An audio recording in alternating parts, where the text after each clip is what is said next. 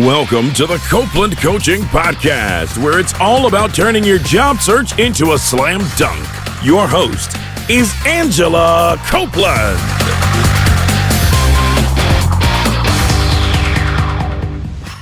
Welcome to the Copeland Coaching Podcast. I'm your host, Angela Copeland.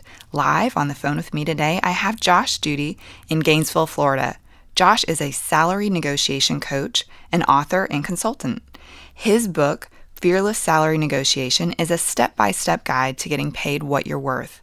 His background includes an MBA from the University of Florida and bachelor's degrees in both electrical engineering and computer engineering from the University of Florida. Josh, thanks for joining me today. Thanks for having me on, Angela. I appreciate it. It's good to be here. Yeah, it's so nice to meet you. So I'm really curious, first off, how did you get into salary negotiation coaching? I mentioned before we got started, salary negotiation is my favorite topic, and I'm just curious, how did you get interested in this? It's a good question, and it sort of happened organically over time. It really began with, I made some sort of unusual career decisions early in my career. I switched from electrical engineering at a giant Department of Defense company to being a project manager and consultant for a small software startup. Mm-hmm. And so, decisions like that, and I took some time off a few years ago to just sort of let my mind reset after I finished my MBA. I think people see that and they think, well, I don't know if Josh is making great career decisions, but he's making unique ones, and he's obviously thinking about it a lot. Mm-hmm. So maybe I can ask him questions when I have them. So people would ask me general career questions pretty often. And then over time, I started to learn more about salary negotiation. I think I just sort of had a feeling that I was leaving money on the table when I changed jobs. Mm-hmm. And Absolutely. so I read up on it. Right. And the more I read up on it, then the more those career conversations began to involve salary negotiation just sort of naturally. Mm-hmm. And so the more I read about it, and the more I realized, especially kind of the tribe that I come from, which is engineers, that we were all leaving a lot of money on the table, and that I could help prevent that, and I could help engineers get paid what they're worth. And so I started reading more about it and writing more about it, and then eventually that turned into a book. Yeah, that's great. It's funny, not to go off on a huge tangent, but when you describe your career, I did the exact same thing. So I didn't realize that. I went from computer and systems engineering to project management to business school, and then I took time off after business school to figure out what I wanted to do. So it's funny that I think we may have come about this in a similar way. Yeah, what a small world. Right. Well, so the first question I guess I have is, should we be negotiating our salary? Like if we're out there looking for a job and we get an offer, should we always negotiate, sometimes negotiate? Should we even be thinking about it? Yes, is the very easy answer to that question. Mm-hmm. And I think also I'm pretty comfortable saying that you should always negotiate your salary. If you're talking especially about like a W-2 job, a full-time job, mm-hmm. You will get a job offer, and you should always negotiate that salary. And the reason is that you just don't know if the company has offered you what they're really willing to pay you, or that if they've offered you something with some wiggle room in case you negotiate. Mm-hmm. And so by negotiating, you can find that out. The worst case scenario, if you negotiate intelligently, which is what my book is about, is that they'll just say, oh no, we can't negotiate. We made you our best and final offer. And then you say, okay, now you know. Or you negotiate and they say, okay, we can move a little bit. Let's work together, and you'll actually end up making more money. So mm-hmm. There's all upside and no downside to negotiating. From what you've seen, how often does the company say, we've given you the best and final offer? Like, is that typical? It's not typical at all. It's mm-hmm. extremely rare, in fact. Almost always they will have room to negotiate and will be willing to negotiate, and in fact are probably expecting to negotiate. So it does happen occasionally, and that's usually when they have a candidate in their sights that they really want to do the job, and they are putting on the full court press to bring that person in. They will occasionally just come right out with their best possible offer and mm-hmm. let the candidate take it or leave it. But most of the time, there's room to negotiate, and they do not make their best offer up front because they expect people to negotiate. So it's sort of a cycle that feeds on itself. Yeah, to piggyback off that, I will say, I used to interview like it was a hobby, and the only job offer I ever got that there was no negotiation room was exactly what you mentioned. It was actually a nonprofit. They gave me their very best offer first, and they said, this is the top of the band. We really want you. We can't negotiate because we're giving you the most available. But that was a unique scenario, and every other time there was room for negotiation. And that sounds right to me. And I think nonprofits are unique too. I think that nonprofits actually kind of will do that because their budgets are usually stretched. So a lot of times they'll just come right out with their best offer and say, this is the best we can do. We hope that we can bring you on board, but if we can't, we understand. Yeah, absolutely. So from your perspective, why as job seekers aren't we negotiating? And, what's keeping us from doing it? I think at the root of it, it's fear, and it's a lot of different fears, I think. And I think a common one is people are genuinely afraid that if they negotiate, that the company will be appalled that they negotiated, they'll be offended, and the company will pull the job offer. And I think that's a fear. It may not even be articulated, but I think a lot of people fear that. It doesn't happen. It doesn't happen. So it's just not something that companies do. They don't pull job offers because you negotiate, especially if you negotiate in good faith. And I think more generally, it's a lot of other fear, including just sort of the logistical fear of negotiating. In that, once you decide to negotiate, you will be in situations that will make you feel a little uncomfortable. It's not comfortable to say, "Thank you for the offer. I would like more." That's not how we, in most aspects of our lives, that's not how we operate. So I think that it's a fear of rejection of the job, but also a fear of just sort of that discomfort. It's so much easier to just say yes than it is to say, let's talk about this or let's work on it, and then to continue that pressure, especially when you're hoping to get a nice job offer and you want a job and a paycheck and you're ready to start. Oh, absolutely. So let's talk for a second about that freak situation where the company takes back the offer. And I know you said it doesn't happen, but what if it did happen? Then what? I mean, do you have any advice or thoughts on what I do. So first of all, let me say, until I think 3 days ago, I would have said that I have literally never seen a job offer pulled because someone negotiated. As of about 3 days ago, I was working with someone who was negotiating with a nonprofit, and they negotiated with the nonprofit, and the nonprofit said, never mind. I can't be totally sure that they did that because the person negotiated, but that was the sequence of events, that they negotiated and the nonprofit said, never mind. In fact, I think the nonprofit was just trying to get a really great employee for far, far below market value. And once they realized that it just wasn't going to work, they said, never mind. So it almost never happens. And by almost never, I mean, 99% of the time it's not going to happen. If it does happen, I actually take that as a good piece of useful information, because I think, frankly, negotiation is so common and it's so expected in the world of full-time employment and salary negotiation that if you negotiate and a company says, "Oh no, we're offended that you countered and we will not negotiate with you and the job offer has been rescinded," then to me that says a lot about the way the company operates, and it doesn't feel like a collaborative or give and take environment where we're trying to find the best for both parties in the negotiation, or maybe more generally.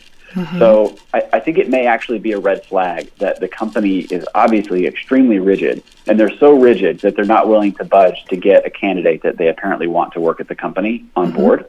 And so I think most of the time I would take it as a red flag and maybe take it as a stroke of luck that they showed so early how rigid they are and how inflexible they are. And I think that may be a sign that you have avoided an opportunity that could have been caustic on the inside.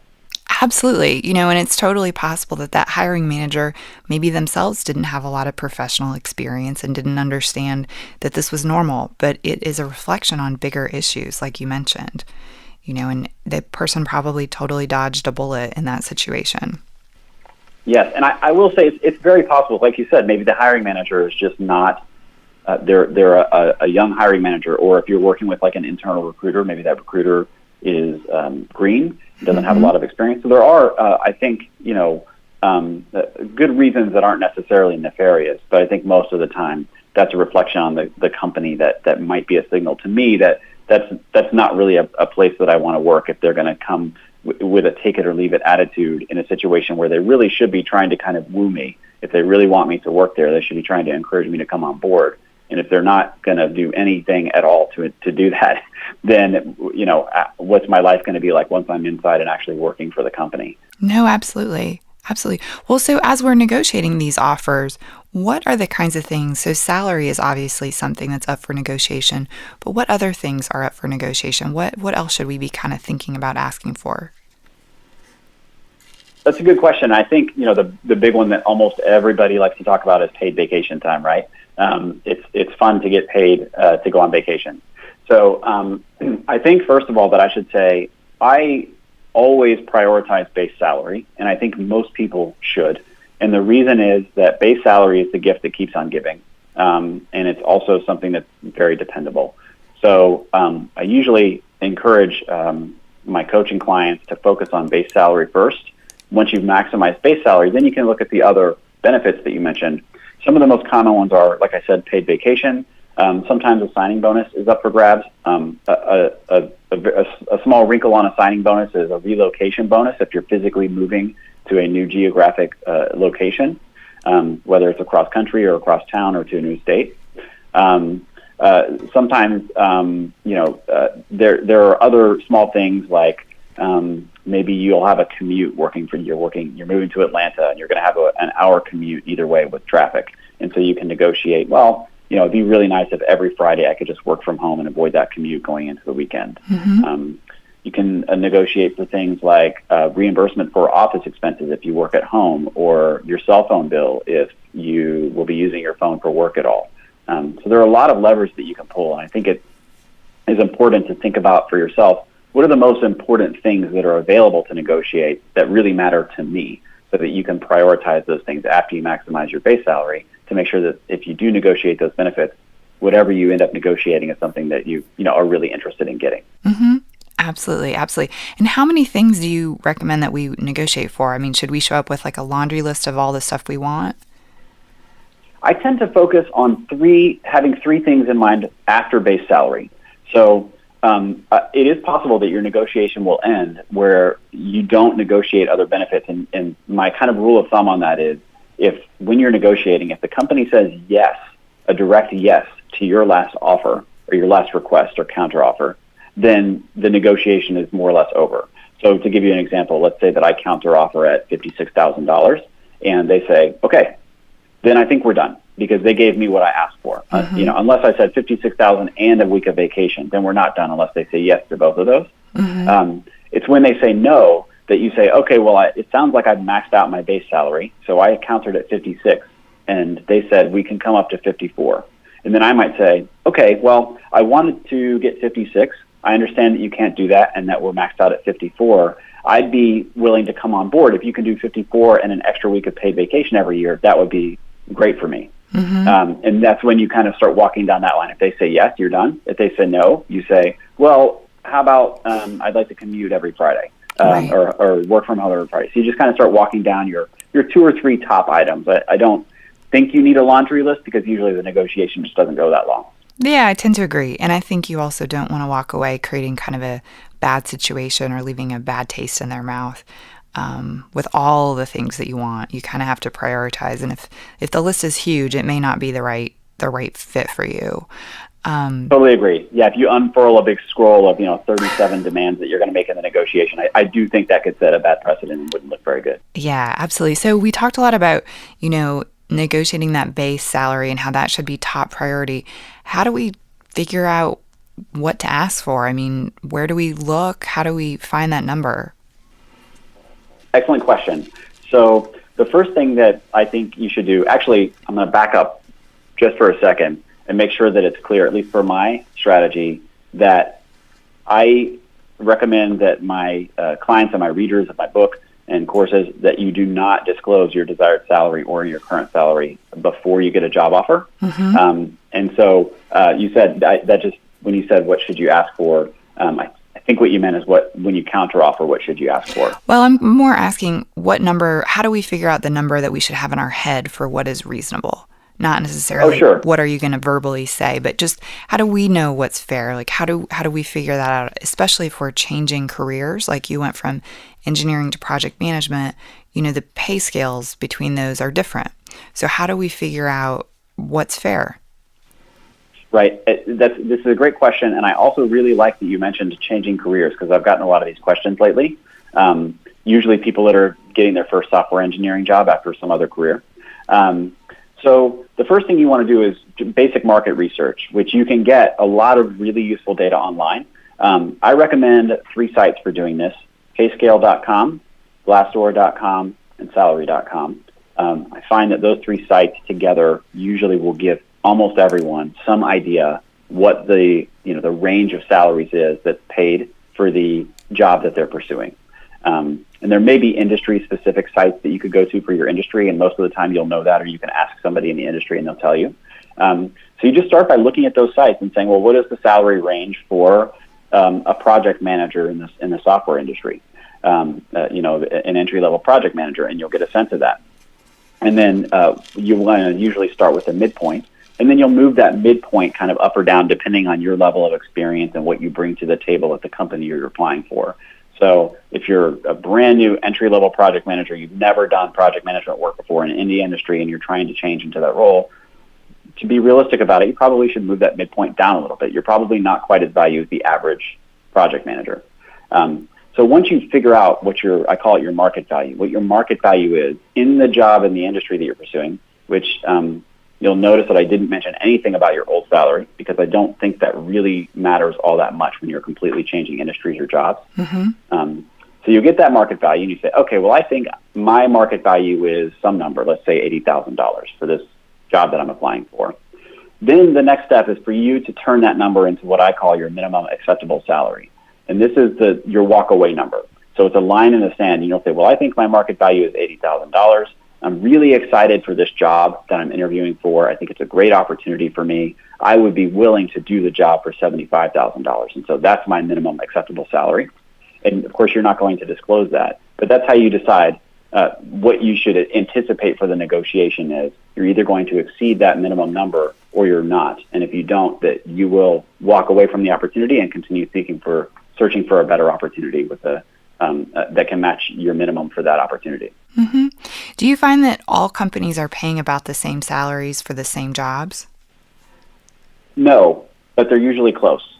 So, they're in the ballpark, and a lot of it depends on things like, where they're geographically located, what percent of their workforce is remote versus, in office, and those kinds of things. And so you want to narrow it down. It's like like a funnel almost. You start at the top level with what's the broad industry market value, and you start to narrow it in. What's the market value for companies that are in my area in that industry? Mm-hmm. And you can usually get that information. I think PayScale and Glassdoor, you can just put in a zip code, and it will narrow that down to that geographic region and give you tighter numbers. And then you can often even adjust it based on the specific company. You might know someone who's doing that job at that company, or you might know a hiring manager at the company, or you might even be able to find information on somewhere like Glassdoor that tells you what they pay for that role at that specific company. Mm-hmm, absolutely, absolutely. And from, a lot of companies have these sort of pay bands or salary ranges within each position. From your perspective, how big can those bands be? How, do they go from 50 to 100, or are they smaller? Like, how big is typical? I almost hesitate to say that there is even something typical. Mm-hmm. And I should say, as a teeny sidebar, I have experience in this very specific area as when I moved to be a project manager at a software company. Mm-hmm. That software company was in the talent development or talent management industry, right? Which creates software for doing performance reviews and goal setting and things like that, but also compensation management. Mm-hmm. So literally software for managing those pay bands for companies and helping them to decide what they should look like. Sure. And so the answer is all over the map. Some companies are rigid, and every pay band will be the same salary width. And sometimes they'll make them more fluid based on things like, well, we need to make this pay band pretty wide because people tend to be in this job for a very long time. Mm-hmm. So, maybe senior level jobs, a lot of times you'll kind of bubble up to a senior level job and then you kind of sit on the fence about whether you want to go be a manager or a lead. And so you hang back in that pay grade for a long time. And so they understand it needs to be wider to allow for people who are newer to that job and people who've been in the job for a while and haven't promoted out yet. Mm-hmm. So there really is no pat answer to how big those pay bands are. They tend to vary by company and, who's in HR and who's in finance at any individual company, what industry they're in and things like that. Yeah, I would agree. I think project management, to kind of go back to that example, is a good example of a kind of career that has a pretty wide paid band. If you're an entry-level project manager with no sort of certification or experience, you might make, say, $50,000 a year, or maybe even a little less. If you've been in it for years, or if you have a certification or you have a special technical skill set, you could be looking at over $100,000. And I just think it's important to be aware of how large those bands really are. And I think sometimes as the job seeker, we assume that the company will offer us pay that's equal to our level of expertise, or that the person on the team making the most is the person with the most expertise. But so often it's just your ability to negotiate, or your being comfortable having an uncomfortable discussion for 5 or 10 minutes during the hiring process. To me, the most well-paid person is not always the most qualified. I think that's 100% accurate. Everything you just said, I heartily echo. Mm-hmm. And I think, project managers, that's one reason I like to use the project manager example is what you mentioned, which includes that different project managers in different industries make vastly different amounts of money. Mm-hmm. And so one of the examples I use in my course on how to estimate your market value, and also in the chapter for my book, is project manager in the construction industry, which is a lot different than an IT project manager or an enterprise software project manager. Mm-hmm. They're very different. So it's important to make sure that you're not just searching for salary ranges for your job title, but that you're also using the ability to narrow that down to the industry you're looking in, which is I think all three of those tools I mentioned will help you do that. Mm-hmm. Absolutely. Well, so you mentioned something earlier that's very important, and that is that when we are actually negotiating for a job or interviewing for a job, we should not disclose how much we currently make. And usually this comes up, say, one of the very first phone calls is with the HR person, and they're kind of scheduling the interviews, and they call you and, they say, Josh, I got your resume, and, tell me why you're a good fit for this job, and, oh, tell me what your schedule looks like to come in for an interview. And then they suddenly say, oh, by the way, Josh, how much do you make? And that, I think, is what you were alluding to earlier. So when we get that question of how much do you make, or, what should we say? What is your recommendation on how to respond to that? It's a great question. And I love the way that you described that process. It's extremely accurate. And so that I call that question the dreaded salary question, because it's usually kind of, surprise, I'd like to know what your salary is. And when you're in that part of the interview process, you're usually in a mindset of sort of just trying to get to the next step of the interview process, right? They're asking you for your schedule and all that stuff, and you're just thinking, I want to get to an interview. I want to talk to a hiring manager or somebody else. How do I do that? I just answer all these questions. And so it's very sneaky, and that's why I call it the dreaded salary question. It's usually a combination of your current salary and your desired salary. It's sort of a two-parter, Mm-hmm. and so it'll usually sound something like, oh, so and so what are you making right now, and what would you like to make if you get this job with us? And it sounds pretty innocuous. No, it's a trap. I recommend. Yeah, it is, and people. I think it's a very clever negotiation tactic, and I don't mean to imply that companies are up to no good. But it's certainly very effective because people are just inclined to, I'm just answering all the questions because all I'm trying to do right now is get to the interviews. Just need to get to the interviews. Mm-hmm. So I'm just going to answer any question. So I think it is a trap. And the way that I like to answer it is, first of all, I like to be honest. And so I recommend that people say something like, I'm not really comfortable discussing my current salary. I'd be a lot more comfortable focusing on the value that I can add to your company and this opportunity that's in front of me. I'm really excited about it. I prefer not to disclose or even guess at my desired salary. And instead, I'd want to focus on the value I can add, and I want to take on more responsibility with you and also more compensation for that additional responsibility. And so I think it's honest. And I think the second part there about desired salary, and this is what I tell people that I coach, is if you declare a desired salary, what you're actually doing is you are guessing at what those pay bands look like for the company that you're interviewing with. You're just taking a shot in the dark. And it's almost guaranteed that you're going to miss. You're going to be wrong. And so by guessing at what, because when you state a desired salary, you're not really telling them what you would like to make. What you're doing is guessing what you think they would be willing to pay you to do the job. And it's just not wise to do that, because you're not going to guess correctly, because you don't know enough about their company to guess accurately almost always. So that's why I don't think that you should disclose that stuff. And how do you find that the HR person typically reacts to that response? I think it really varies by person.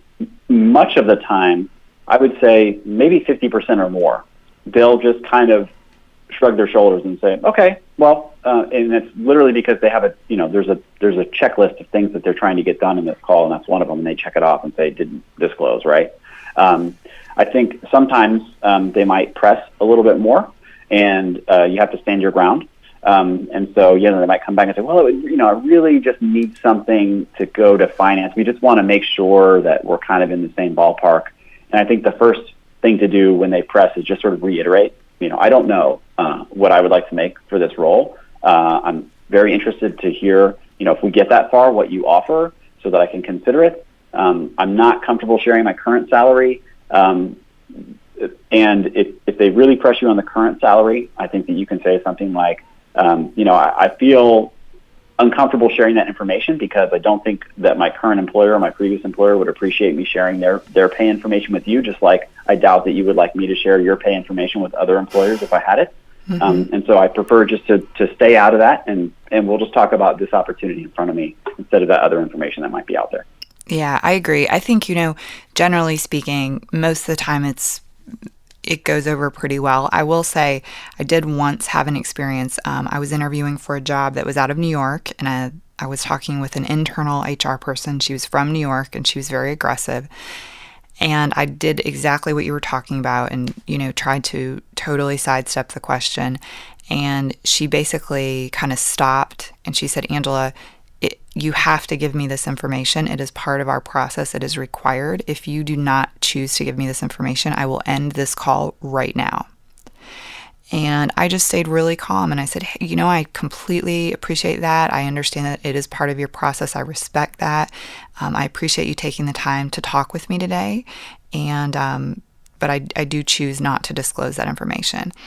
And I think the woman was pretty blown away because she maybe never had that happen. But I was very respectful, right? And I think it was maybe the next day, I had known someone within the company who had referred me that was a fairly senior person within the company. And I believe it was 1 or 2 days later, the recruiter reached back out to me, and she said, and she was very annoyed, we've decided that we will go forward with the interview, but you eventually will have to disclose this information to me.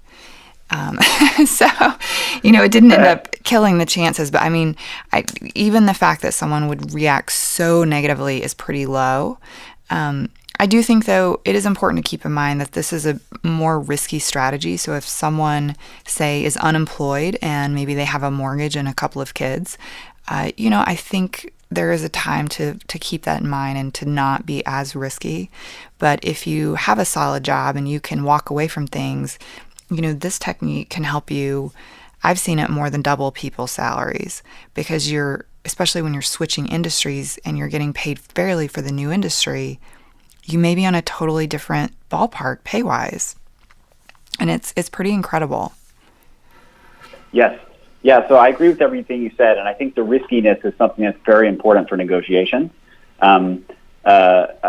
I think in general, usually this is sort of incorporated in that minimum acceptable salary that I mentioned, right? So if you're in a dire situation where you must have this job, and this is your only option, then that would affect your minimum acceptable salary, right? And I don't think it would go to zero, but it would be lower than if you were in a better negotiating position. And the same goes for tactics, right? I think what you said is probably good advice, that you should be more compliant. If you're in a situation where you're in very, very big financial trouble, if you don't get the job that you're interviewing for, you probably want to be more compliant.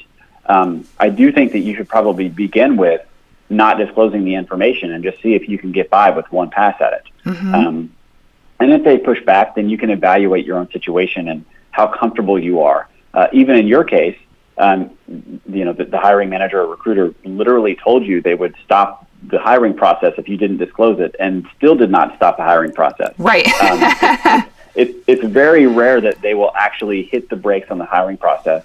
I think, if I were in a situation where they said, if I needed the job, I wanted the job, and they demanded that I name a number, I would, again, you're guessing, but I would probably just pick a really large number and say, I have no idea, but it'd be nice to make this very big number, and then say the big number. That's better probably than saying a smaller number.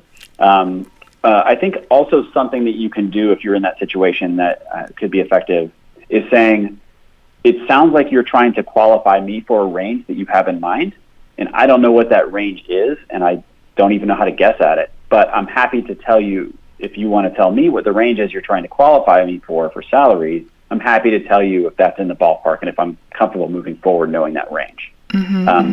So sometimes that is literally all they're trying to do. They have a range written down and they want to know if you fall in that range, and they're trying to get you just to tell them. But sometimes they will also tell you. So you can ask them, what is this job? What's the range? And I'll tell you if I'm in it, or near it at least. So that's another option that's on the table too. I totally agree. I will say, when it comes to the big number, you mentioned sometimes laying out a big number. I was an executive, like a vice president for a while, and when I was interviewing for opportunities at that point, or when I was a director, my salary was fairly high. And unfortunately, I was in situations, there's a company I interviewed with that said, hey, listen, our salary range is open. We're really interested in you. We don't really have, a minimum or maximum. Like, just tell us what you want because we're really interested. And I kind of got lured into this, we really have to have the number and we can kind of do whatever. And I told them, well, this is what I've made in the past, but I'm really interested in this opportunity. So don't think that I have to make this much. And the interviews actually stopped after that because they disclosed that was more than the hiring manager made. And they were uncomfortable to hire anyone who had a salary history higher than the hiring manager. So for me, even though I love the position, I would have taken even less money for it because it was about finding like this job that I loved.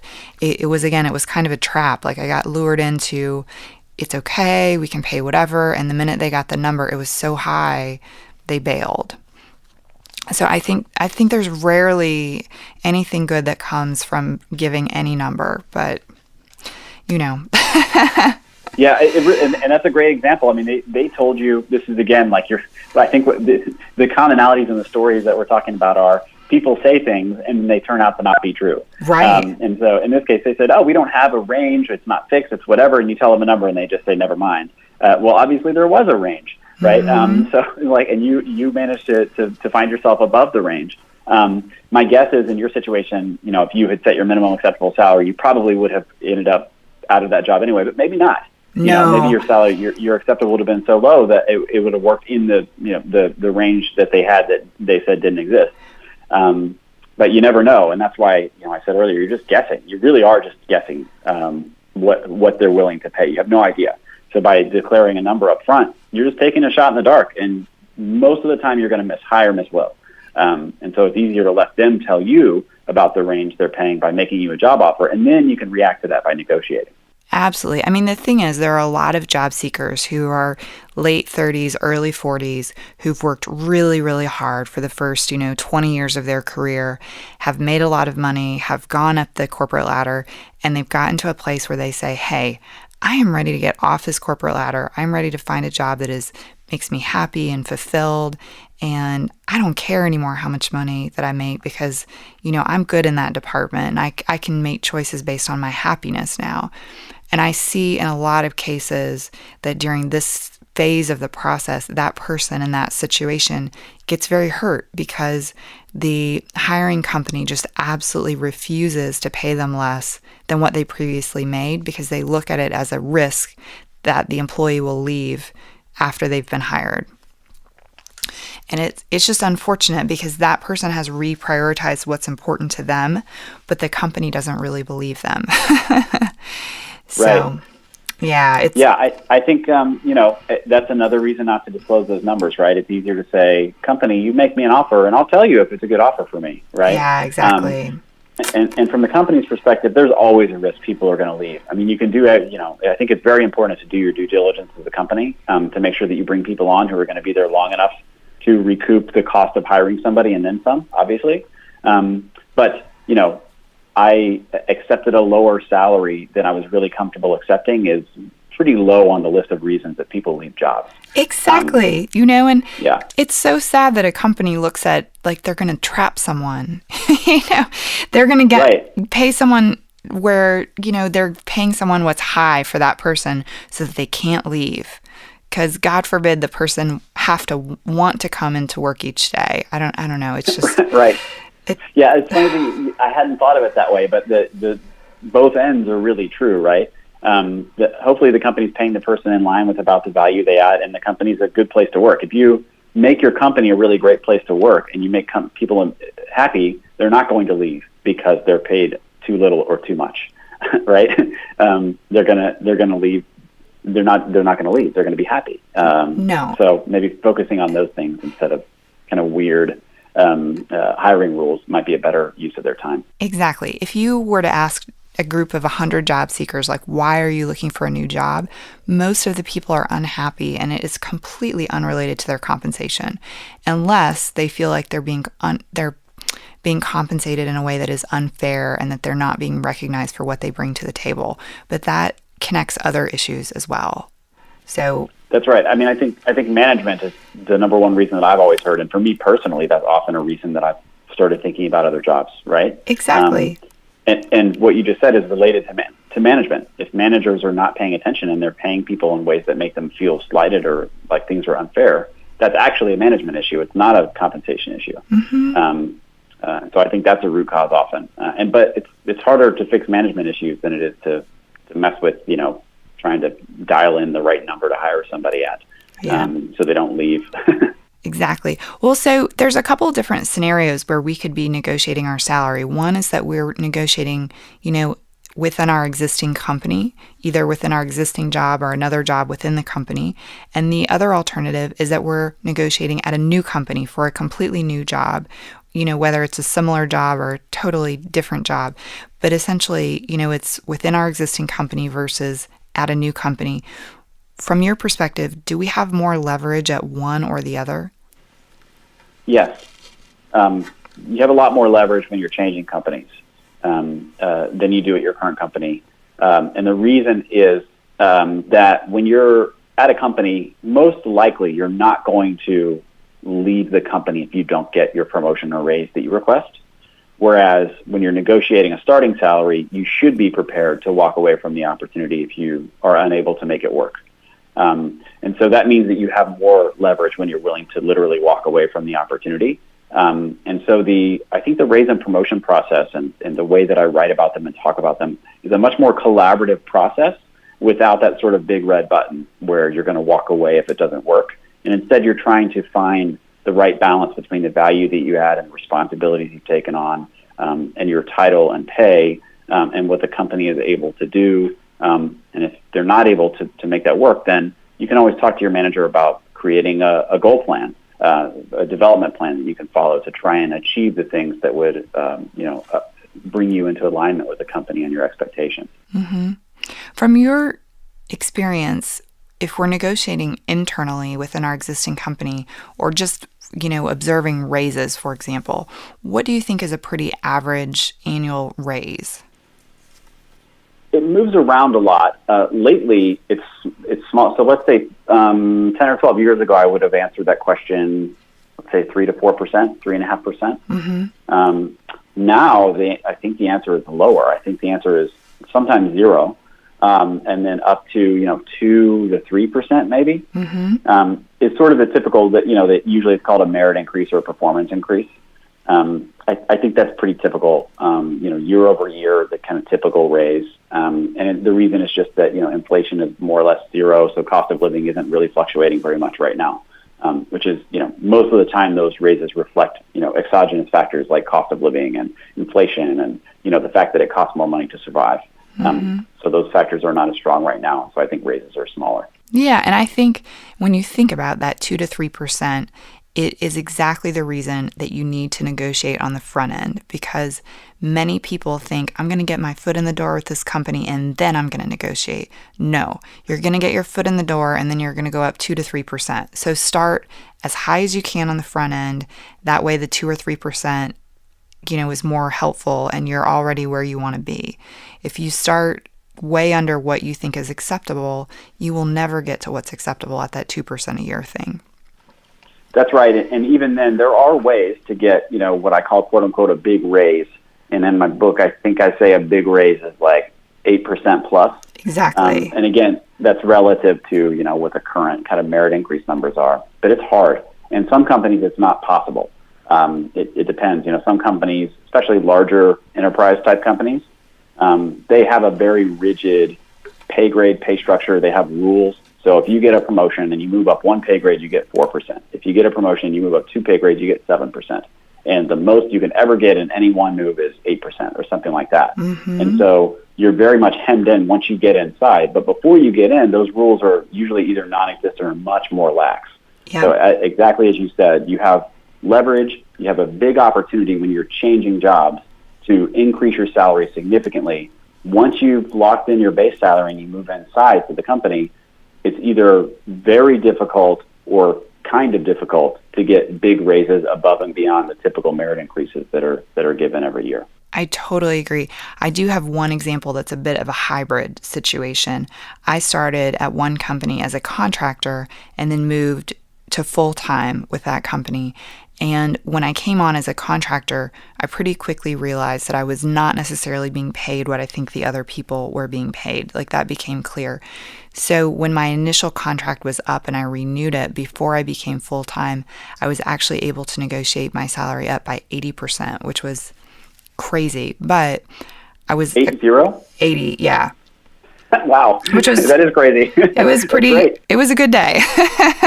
Yeah, no kidding. Wow. But the thing was, first of all, I was a contractor and my contract was up, so the timing was right. The second thing was I had worked to get other opportunities lined up so that I did not need to keep that job, so that if it didn't work for them and it didn't work for me, then we could part ways and it would be no big deal.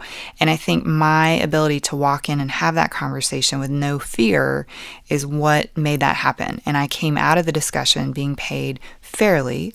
And then when I was hired on full time, it kind of translated into the full-time salary. So, it worked out really well, but it was kind of a slightly different scenario than what's normal. If I had started low, I would have been locked into that number. Like if I started full-time. You describe that as hybrid, and that's exactly what that is if, you're kind of working for the company, but you also kind of change jobs.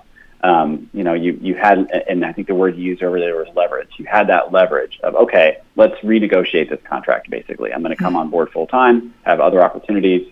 I've already demonstrated my value to the firm, and I know that I'm paid well under everybody else, and I'm willing to walk away. I have other opportunities lined up.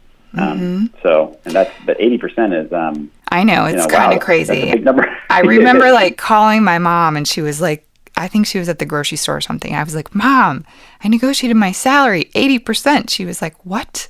It was one of those things where you're like, what was the number you just said? Right. Isn't that cool? But again, you have to be aware of leverage. You have to be aware of your value. In that role, I was in a revenue generating position, and I was generating at one point 60% of the U.S. sales for this company, which is a national company.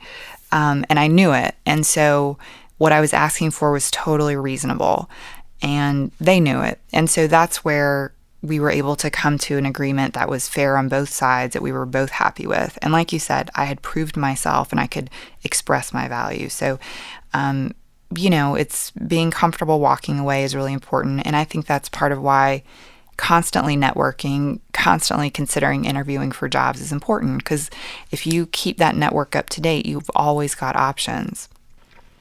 And you're not. Yeah, that's a great point. You're not stuck. I think the more options that you have, the better. And that's universally true. If you're changing jobs, if you're at your current job, keeping a strong network, keeping your ear to the ground, and keeping aware of options, whether it be on LinkedIn or just, verbal conversations, meeting people at trade shows or conferences. It's important to know what's out there just so that you know where you stack up relative to what's out there. And so that those opportunities, usually what happens is when you do a good job of working with your network and cultivating relationships, is those jobs will find you. So you'll know what's available out there because every 6 months to a year, somebody will reach out and say, "Hey, Angela, I don't know what you're doing right now, but I was wondering if you would be interested in doing this for us or for this other company I heard about." Right? Totally. And it kind of, in that way, it sort of you're updated from other people reaching in to you instead of you having to reach out to them. Absolutely. So, I'm obviously convinced that we should be negotiating. Say we've just gotten a job offer, we're looking at a new company, they've given us a job offer, and we want to open up that salary question. We want to ask for more money. How do we do it? How do we start that conversation? So I think the first thing to do is to ask for time to think about the offer. And this will give you time to sort of reset. In that moment when you get that job offer, usually you're going to get some kind of adrenaline rush and you're going to feel some pressure because it's exciting. You just got a job offer, right? And so you may be making a decision that affects the next several months to years of your life and your bank account balance for a long time. And so I think the first thing you want to do is just take some time, ask for a couple of days to think it over. Almost a good amount of time, the offer that you get is a verbal offer. So they'll say, we'd like to make you a verbal offer. Here's the base salary. Here's the comp package that we're talking about. And then you can just say, "Thanks, I really appreciate the offer. I'd like to take a couple of days and think it over and talk about this with my family, if you don't mind." They will, almost always say, "Oh yeah, absolutely, take your time." Then what you want to do is calculate your counteroffer. I think I skipped over one step that some people might do, which is, should I negotiate, right? So I'm assuming that you're negotiating because you should be. So you want to calculate your counteroffer, and hopefully you already have that minimum acceptable salary that I mentioned earlier. You've already got that in mind. So you want to review that now that you know what the company's doing, and just make sure you know what your minimum acceptable is. You've got it written down. I advise people literally write this down on a note card or a Post-it or in Evernote or something, so that you can look at that number and say, "That's the number that I will get, or I will not take this opportunity." Then you're going to calculate your counteroffer, and the reason that minimum matters is that your counteroffer depends on your minimum. If you do a counteroffer calculation and it's not high enough to even get to your minimum, then the minimum becomes your counteroffer. To do the counteroffer calculation, it's pretty simple. I recommend people counter somewhere between 10 and 20% above the offer they're given. I realize that seems like a narrow range, but it's important to remember that my strategy and my method means that you have not disclosed your current or desired salary, which means the offer they've made you is essentially in the ballpark of what they're willing to pay. It has to be. So they've had to figure out, what should we pay Josh to get him to come work for us, as opposed to, what was Josh making before and what can we give him, that's a little bit better, that'll be enough to get him on board. So they make you an offer that's based on what they're willing to pay you, and then you counter at 10 or 20% above. And really what you're doing is just kind of that fine adjustment to try and figure out how high they're comfortable going with the range that they've probably predetermined. So that's the first thing that you'll do is calculate that counter, and then I recommend delivering the counter in an email if possible, because then you can deliver it in writing along with kind of a written summary of your case of why you're a fantastic candidate that's well worth the counteroffer that you've suggested. And they'll have kind of a written document they can circulate internally as they decide, how to react to your counteroffer. That's great. That's great advice. So how is this different than if we're negotiating for more money within an existing job that we already have? Great question. So it's similar but different. When you're negotiating for a job that you already have, I think the first thing that you want to do, and specifically in terms of salary, is determine what I call your target salary. And so that is, you do that market research we talked about earlier.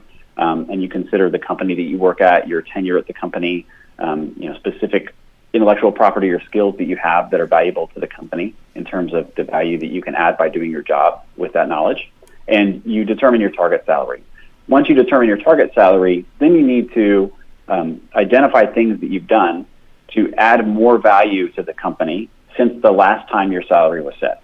So I think a really common example would be, I was hired 18 months ago. I haven't had a significant raise or maybe any raise since then if I happen to come in kind of at the wrong time in this performance review cycle. And so what have I done or learned? What projects have I taken on? What new responsibilities do I have since my salary was last set 18 months ago that justifies this higher target salary that I have now? Mm-hmm. You want to just make sure that you record those. I call them accomplishments. So just things that you've done to add more value. I've taken on more projects. I'm managing a bigger portfolio. I have direct reports now. I got a certification that makes me better at my job. I'm more efficient. All these things. And also some what I call accolades or social proof. Evidence that other people have noticed the good work that you've been doing, just in case your manager hasn't noticed. Sometimes managers are busy. They don't know exactly what you're up to. So it can help if you have client emails praising you for your work or colleague emails saying, thanks for helping me on this project and going above and beyond and that sort of thing. Mm-hmm. And then you want to just make the request of your manager. I feel that I should be paid around this number. It's been 18 months since we adjusted my salary. Here are all the reasons, all the new things that I'm doing since then that I think make me more valuable employee to the company. Can we talk about adjusting my salary to this salary that I suggested, and maybe how long it would take to make that happen? Mm-hmm. Absolutely. And then the last step is I also recommend, again, putting that in writing. And the reason is very similar to the new job negotiation, which is after you have a verbal conversation with your manager while you request it, I recommend following up with an email that summarizes everything very clearly, because your manager will almost certainly have to go up an approval chain to make your case. And it's much better if you make your own case in writing so they can circulate it rather than counting on them to sort of recount your case, playing telephone with it, basically. So you can make your own case to whoever's reading that email to determine, how close to that target salary they can come. Absolutely. And once you come to an agreement, you're going to remember it because it affects you directly, but your manager may or may not remember exactly what you agreed to. Exactly. Yeah. That you may not even be the only person that week having that conversation with them, right?